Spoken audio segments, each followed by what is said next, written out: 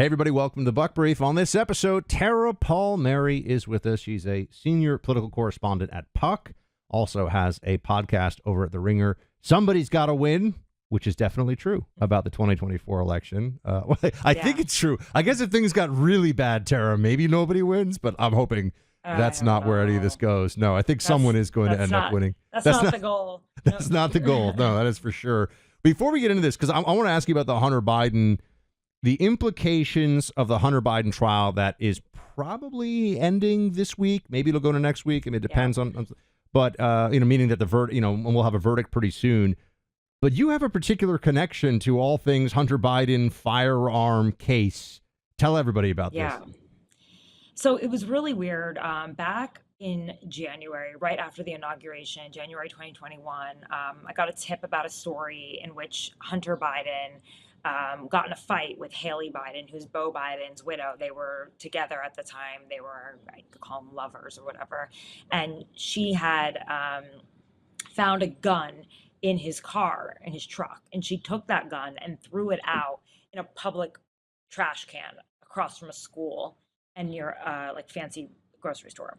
And so I had the police report detailing all of this because the police got involved when Hunter realized, oh my God, you threw the gun out in the trash can. Like, this is going to cause us a lot of problems, right? And they go back to try to find the gun in the trash can, and it's not there.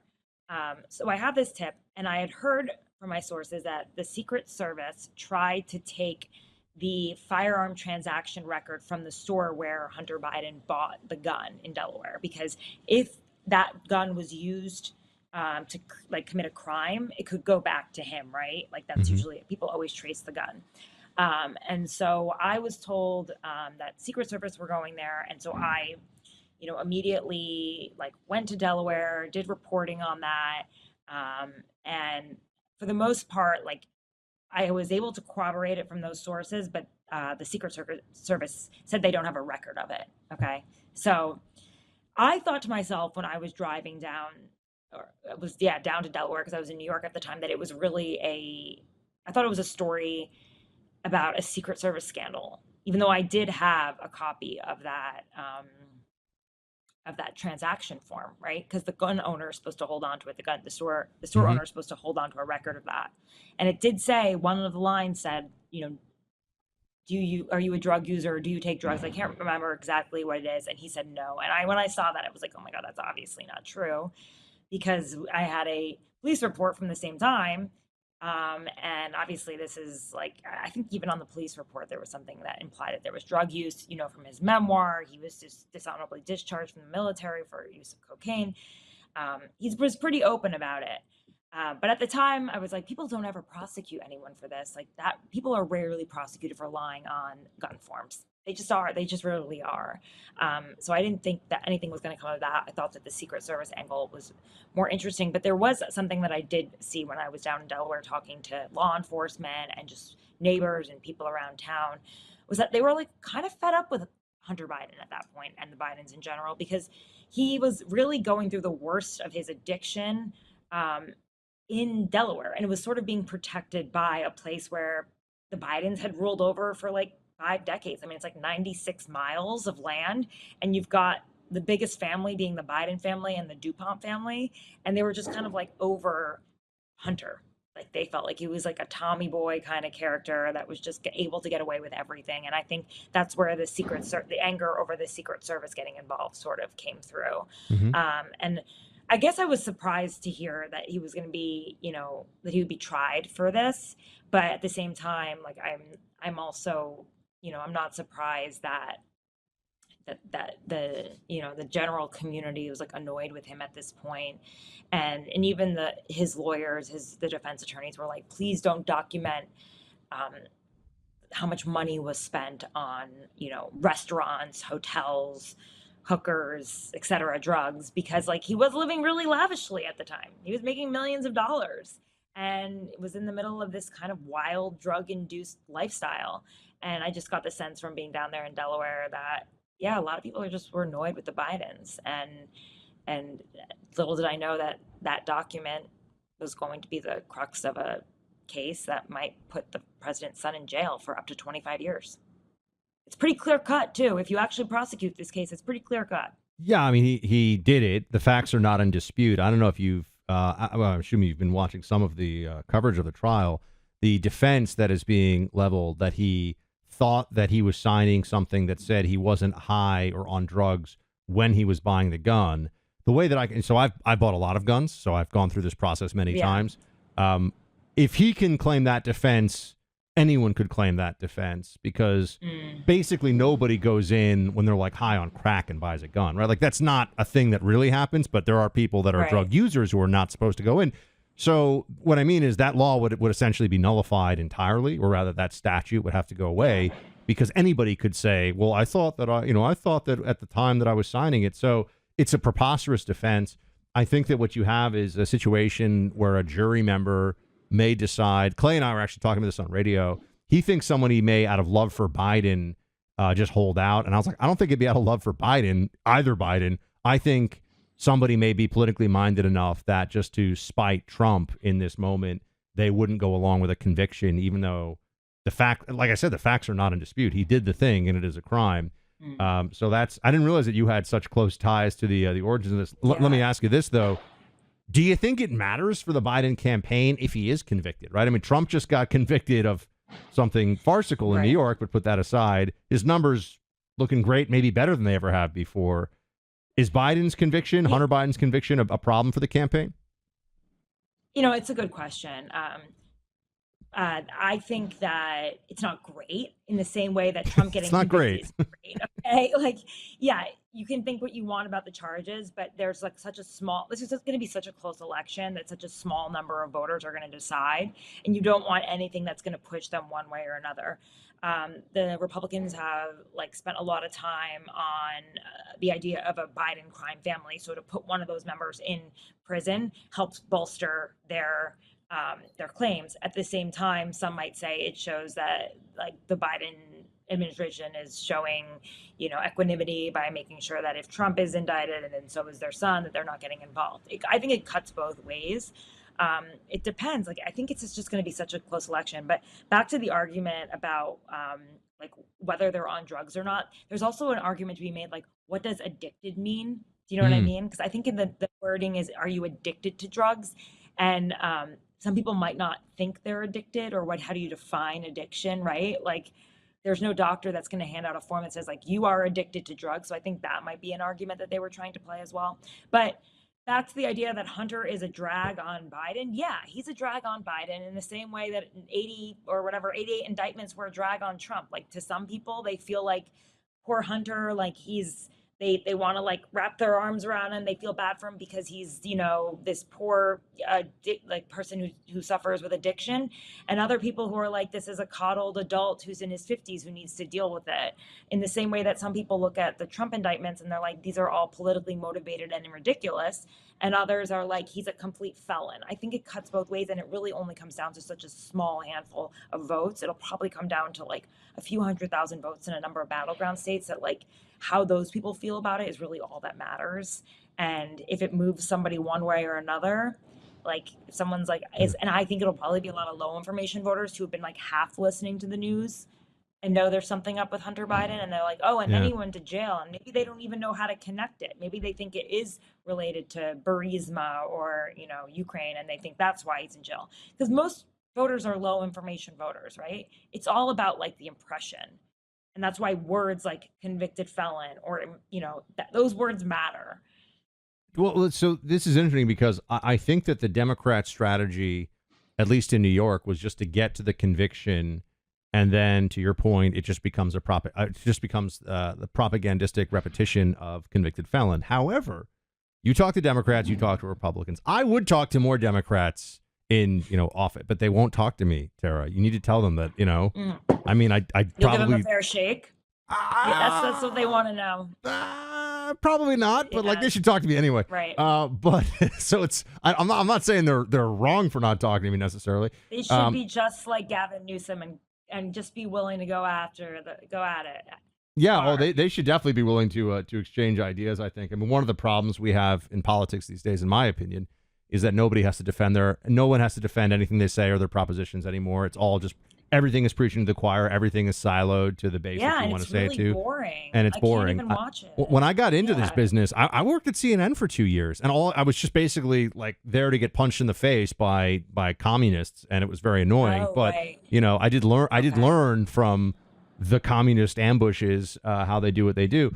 But I would just say when I got into this business in 2011, there was a lot more debate. There really was. Like I was on MSNBC. I had a debate with Glenn Greenwald on MSNBC Oh, wow. way back in the day. Like, that's what would happen. That never happens anymore. Like, you never No, have people who are real representatives of their side. Anyway. On both sides, though. Oh, on no, Fox I know. as well. Like, I don't see any Democrats on Fox. I have friends though that work for like Biden allies or used to work in the White House, and they're like, I'd love to go on Fox. Like, they do want to go on, but some of them don't. And I think there's like, I don't know. And I think I think on the other side too, I think what happened was it went a little too far after Trump was elected and like during his campaign. And it was just like so clashy that you couldn't hear anything at all. And the audience didn't like it.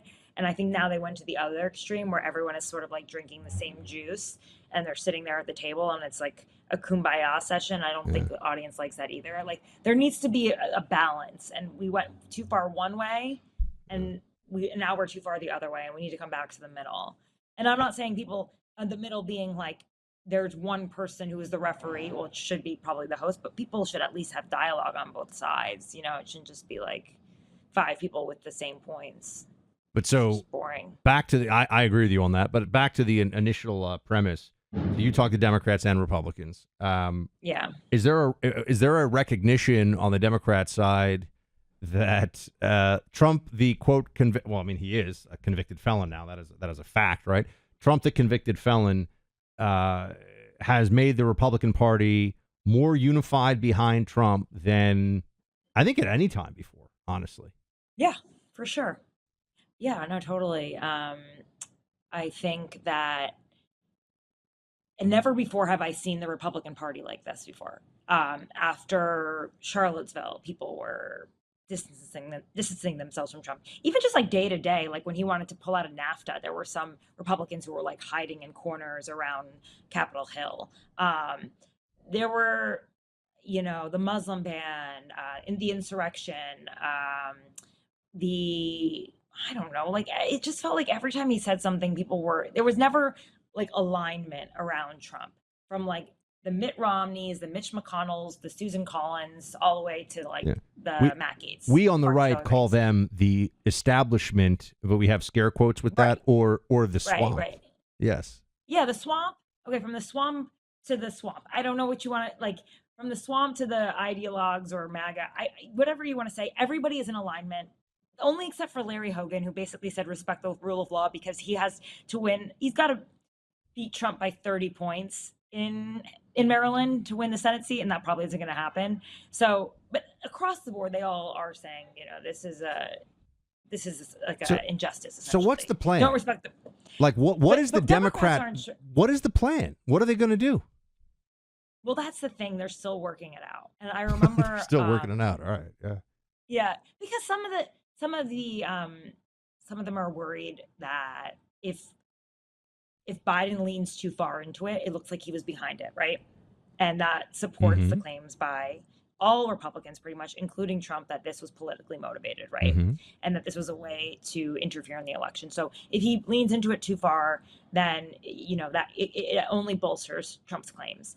And some Democrats worry that they're missing an opportunity, and that if they don't lean in enough into this convicted felon, into the fact that he's a convicted felon, then they've missed this great opportunity to brand their opponent this way. And, someone compared it to after when Al Gore ran after Monica Lewinsky, and he was afraid to campaign with Bill Clinton because they just didn't know at the time what the public was going to feel about him. And so looking back on it, they think, oh, he probably should have campaigned with Bill Clinton, in the same way that people say, well, Hillary Clinton probably should have campaigned in Michigan and Pennsylvania too, right?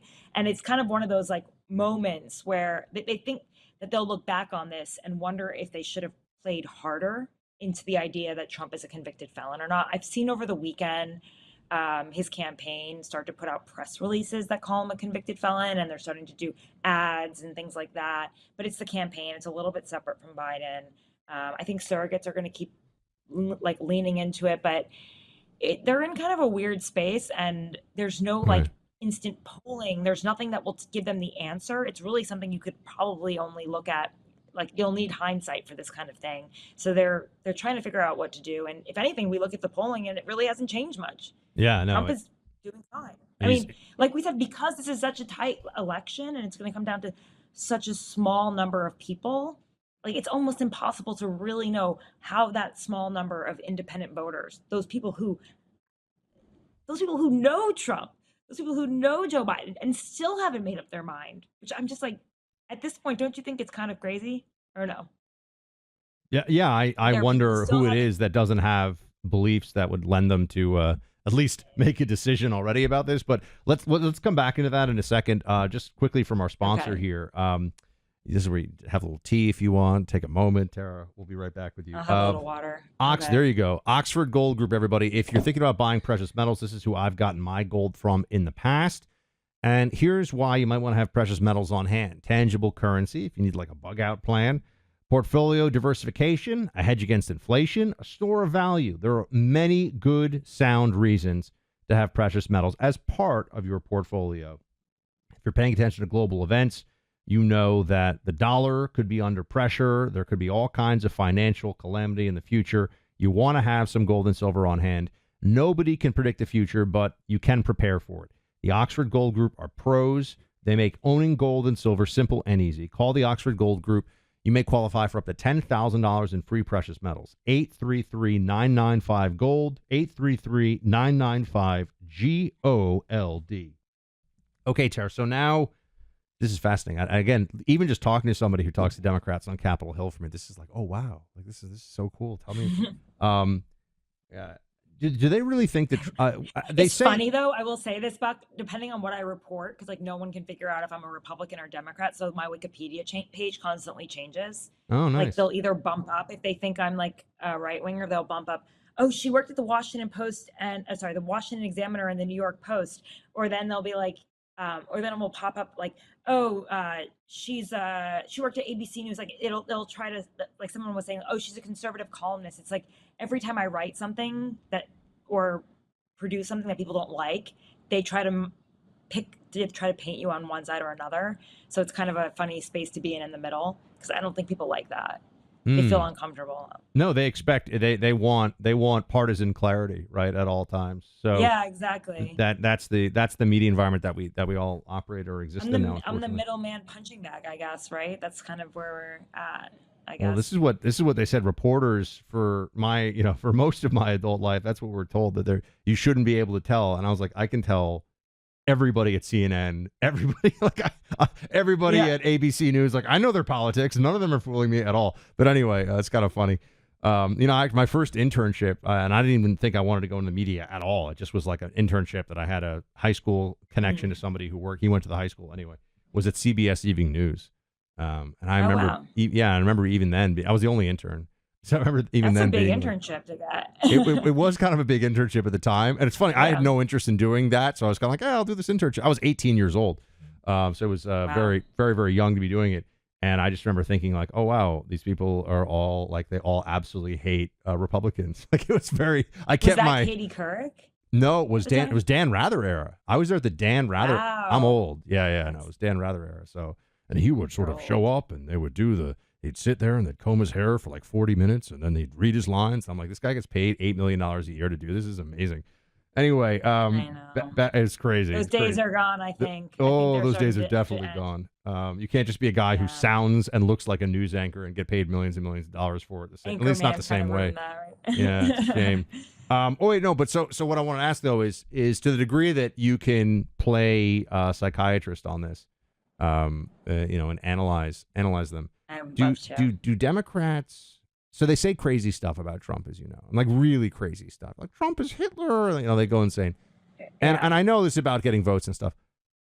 Do you talk to Democrats on the Hill or in DC media circles who really think that, like, are they scared of Trump winning, or are they just my very God, upset. everyone is. No. Everyone is. But what I mean is, like, frightened, as in they're worried about the future of the country, the stuff they say. Like, are they actually hysterical about it, or do they Yeah. just say that because they want Biden to win? Do you know what I'm saying? There's like a difference. Like, I know if Biden wins, it's going to be bad, but I'm not like, oh, the country's going to end. Like, I'm not a baby. Are they actually like that delusional about this? No. They think like it's kind of no. They believe it's an existential threat, Oh my and God. it's because of the things that Trump has said. Like he's like, I'm going to be a dictator on day one. They're worried about how he's going to use his prosecutorial powers. He says he's going to enact retribution. I mean, I do think some of them are truly, really, really worried, and they have been for a while. But they're also fully aware that their candidate is probably one of the weakest candidates that they could be running against Trump. In the same way that like Trump isn't exactly the strongest candidate that Republicans could be running either. I think I said this to you offline. Like there's a feeling that like the only person who could lose to Biden is Trump, and the only person who could lose to Biden, the only person who could lose to Biden is Trump. The only person who could lose to Trump is Biden. They're both like they're kind of weak candidates, and my Trump supporting listeners are getting very upset as they say, because they would point out in their defense on this point. Biden's an incumbent president trailing in every swing state, and now even a Democrat who's losing in the popular vote in some polls, right? Like how could he be? No. You know what I mean? Like I think he's historically unpopular, but like when Biden beat Trump last time, Trump was historically unpopular. I don't think at any point in the election in 2020 Trump was never ahead of Biden at any point. He was always down 5 to 10 points, always in every poll. And I've been saying this all along that I think Trump could win because I think that, and in the end, it was a much closer election than we thought it would be. I think it's really hard to poll Trump voters. I think he's doing better than we think he's doing in the polls. I think Trump is actually doing better than what we see if it's this close. That's probably true, yeah. Yeah, because like pollsters just don't know how to, and I think a lot of people don't. But see, here's the test of what you're saying before about how Trump is as a candidate. I you could argue this either way, and I can't. It's an opinion, right? I mean, anyone could make this argument, but would Nikki Haley be running these kinds of numbers against Biden right now? I think so. Honestly. You think so?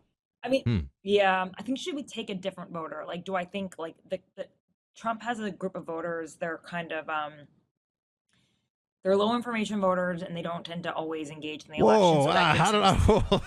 So throw a flag. Trump's low information voters. I don't think that's fair to the Trump voter. I think that there's a lot of people. There's 150 million people that are. I'm not saying all Trump voters, but I'm saying he brings out a group of voters that don't traditionally vote. Okay. And so we could say low propensity voters. How about that? Low propensity voters. Probably, and they don't get their news from traditional sources. That's what we can. Fair. Maybe there's a sort of media bias to say low information. You're right; they don't get it from the traditional media sources.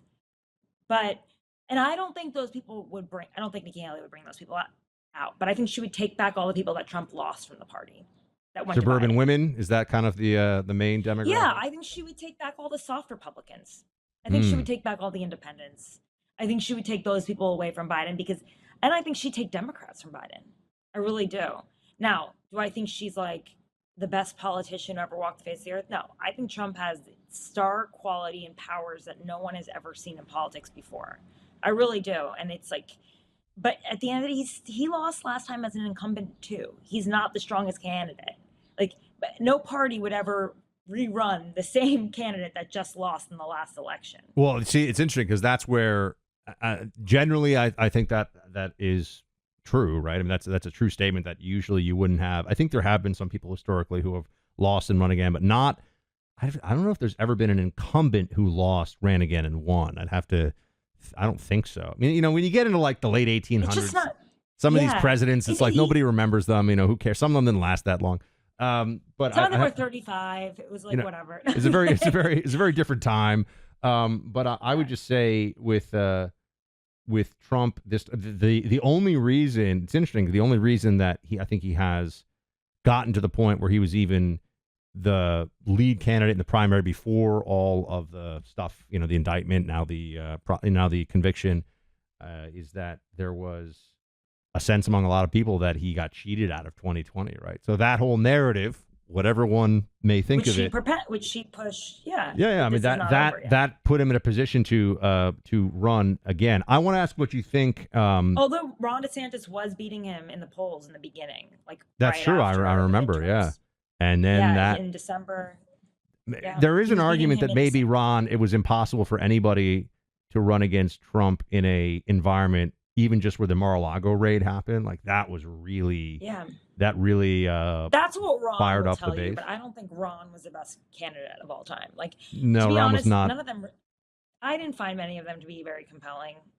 Ron is. I live in Florida, and I moved here in part because of what was going on in Florida. It just like the job that I think was being done here. So I think Ron is an A+ governor. I think his campaign was a C-. It was not good. He had more money than anyone ever to run a primary. Nearly $200 million he spent on his primary campaign. It's insane. No one has ever spent that kind of money. And I got to give Trump credit too. Like, if you look at the amount of money that he's spent so far compared to Biden, I mean, not including legal fees, he hasn't spent much money at all. And he's still neck and neck in the polls with Biden.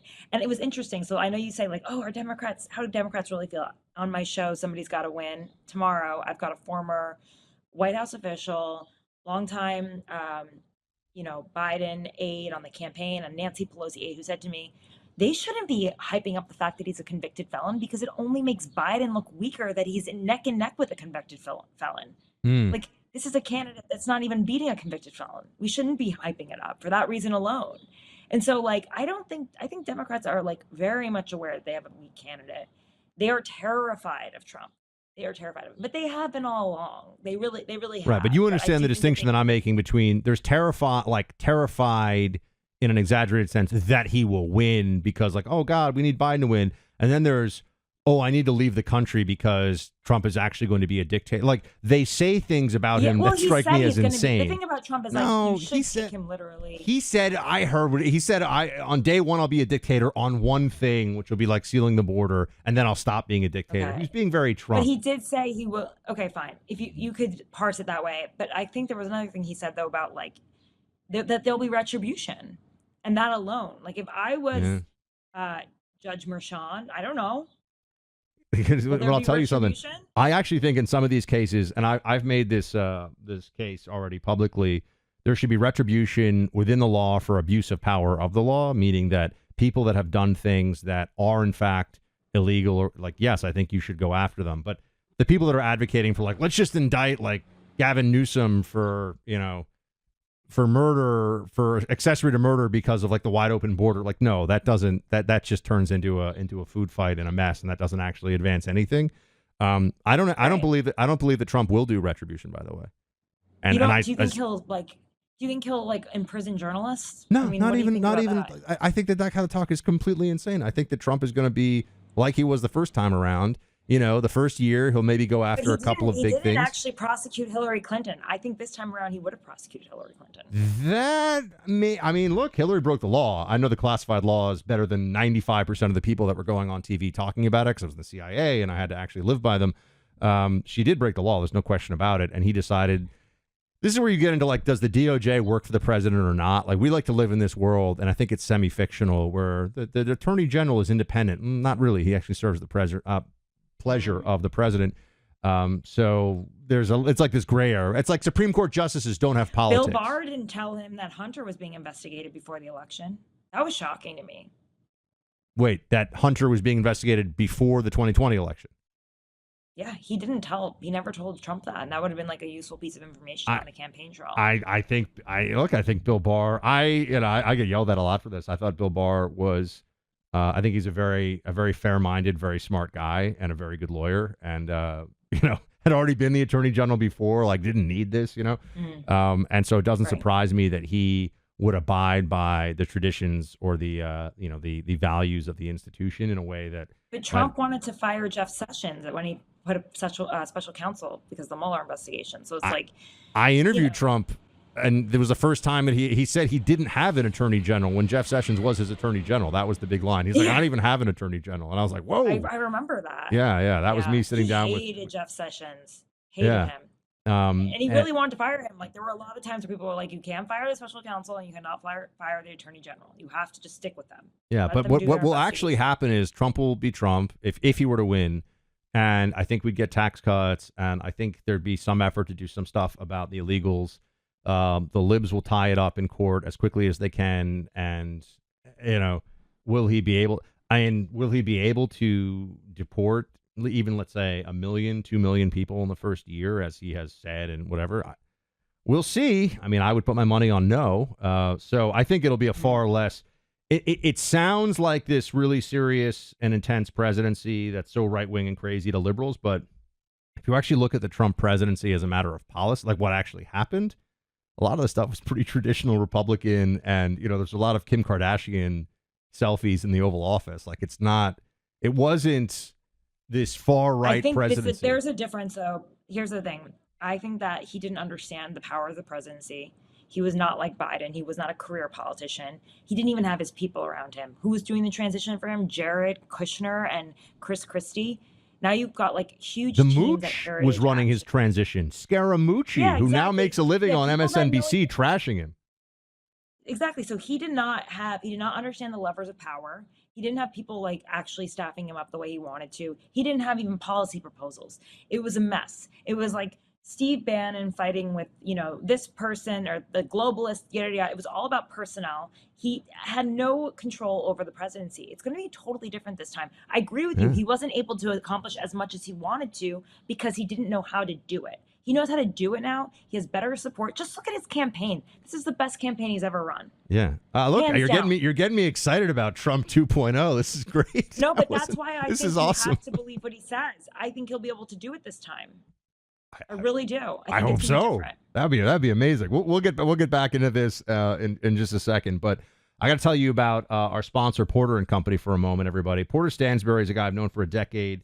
He built $1 billion business starting out of his dorm room at the University of Florida back in the 90s. So this is a guy who knows the markets, knows finance, and makes huge predictions that make his readers a whole lot of money. But Porter's got something he wants to talk to you about. He says there's a new form of money in America that's making some people incredibly rich. In fact, a lot of the richest people in America are already using it, and you can too. It's not gold or Bitcoin. Porter points out what's interesting is that while every American is entitled to use this secret currency, few know much about it. Porter's hoping to change that. He thinks it could be the most critical way to protect and grow wealth in the years to come as the dollar continues to be under pressure with our $34 trillion in debt. Check out Porter's latest detailed presentation at secretcurrency2024.com. That's secretcurrency2024.com. All right, give me Tara, give me a prediction of what you think the outcome here of the I want the Hunter Biden trial outcome, and I want the Trump sentencing prediction. Damn. God, I could be wrong about this next week, which sucks. That's okay. Are your followers vicious? Are they gonna like attack me? That's fine. I No, can deal they're with it. brilliant, Okay. kind patriots. They're the nicest people ever. That's why they follow me. So go ahead. Okay. Let's see. Hunter Biden. Guilty, Yeah, I not think he'll be guilty. convicted. Convicted? I think he'll be guilty. Yeah. Yeah, because it's just too clear cut. Yeah. I don't know. I think it so. No, is. I've said, you don't know what I've said on And radio, so I'm already on the record. Wilmington, they're like, there's enough Republicans there. There's enough people tired of the family. Like, it's just.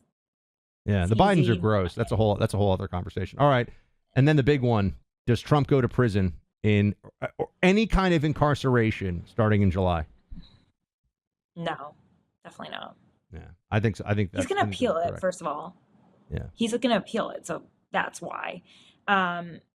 And like, I know there's been talk of like, oh, he'll spend a few days in jail or this and that. It's like, no. And by the way, there's no jail. You got to go to Rikers.